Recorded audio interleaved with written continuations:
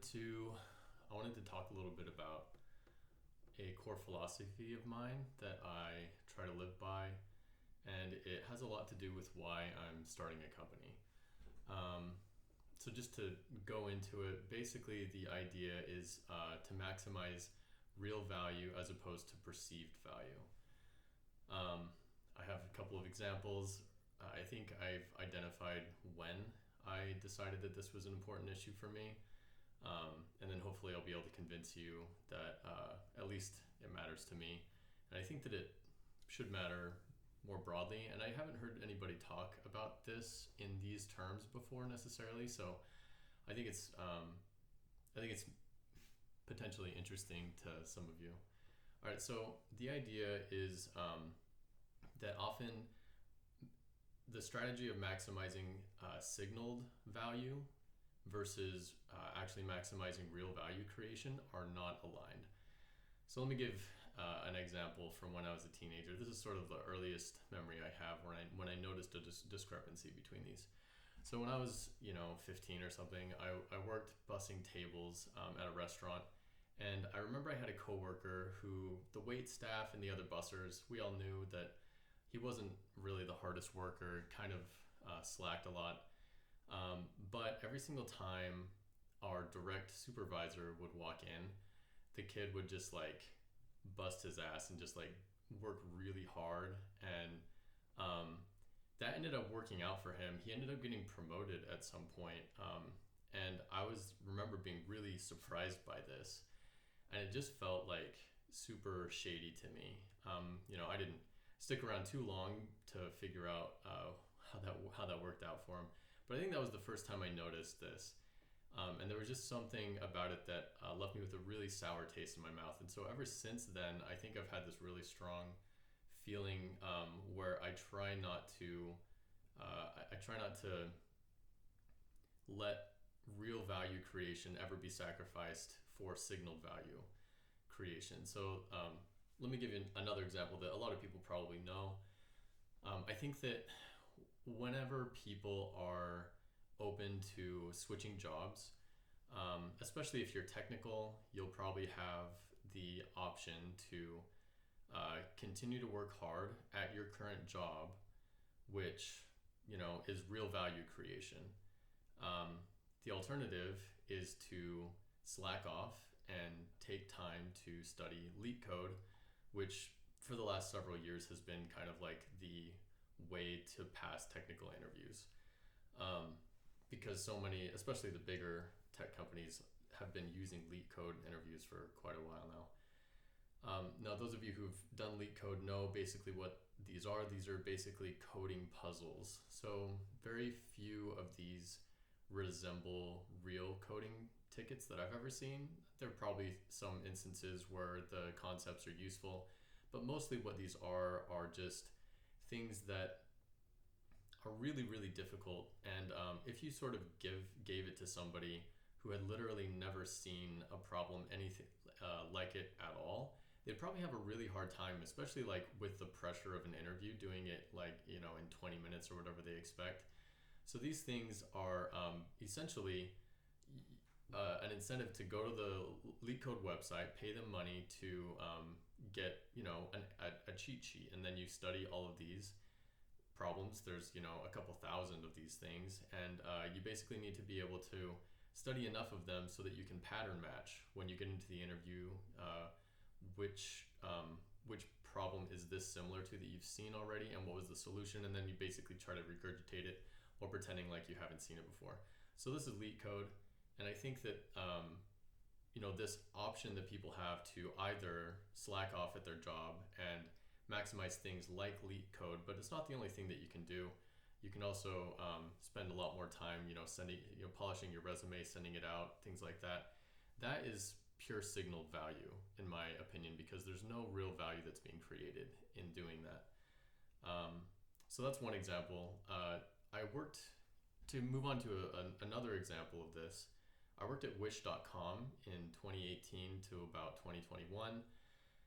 And it was a really interesting time to work for that company. So I got to see it basically at its peak when everything was working. The company was growing really rapidly. It IPO'd while I was there, and then it rapidly declined. And so I got to see all of those stages. Now, Wish.com, I think I didn't really understand what I was seeing at the time. At least it took a while. But I think Wish.com to me is like the epitome of a company that is maximizing perceived value, that was maximizing perceived value instead of real value creation. So just the way I see this is that Wish would spend like the vast majority of its revenue on Facebook ads, mostly Facebook ads, also AdWords, but basically marketing. And comparably little effort was spent on actually improving the product. There was not zero. I think that there was quite a bit of optimization around the edges in terms of making shipping cheaper, and there was some really good work involved. But in terms of just like the core product, about like helping users find a good product that they're going to be satisfied with, I think it was interesting to me to find out that Wish really didn't care about retention. And that was something that bothered me while I was working there. And eventually, I think that the fact that they didn't care about retention meant that they were not maximizing, by definition, real value creation in their product. And I think that ended up coming back to haunt them, and they got exposed by some emerging competitors. All right, so those are a few examples, maybe to just like help you understand what I see as like the difference between maximizing signaling value or versus maximizing real value. In general, I try my best, and I see this as almost like a moral issue. And I think that I think I probably go overboard on this in trying to avoid spending as much time as I like, trying to avoid as much as I can spending any time on signaling value, and maximizing the amount of time that I spend on creating real value. All right, so as I was writing this out, it sort of doesn't escape my notice that posting videos like this really does tend to come across as just signaling. So I wanted to just say what do I see, where do I see the value in what I'm doing. So this solves actually a couple problems for me. First of all, I have a lot of people that I want to keep up with that are interested in knowing what I'm doing. This is a really convenient way for me, without spending too much time, to let them know what I'm up to. And also, I think at some point I'm going to hope to work with some of the people in my network on the problems that I'm working on. And so I think this solves a couple of real problems for me. And I in terms of maximizing the ability of the thing that I'm building to impact the world in any kind of way, I'm going to need to build some amount of value for my network as well. And so this is just a way for me to reach out to people and let them know what I'm up to. So if they do want to work with me or are interested in knowing more, that they can reach out, and then we can catch up. So the last point is that this kind of answers why I am starting a company at all. So for me, because I've been maximizing since I can remember, I don't want to say maximizing. I don't actually claim to be doing this right.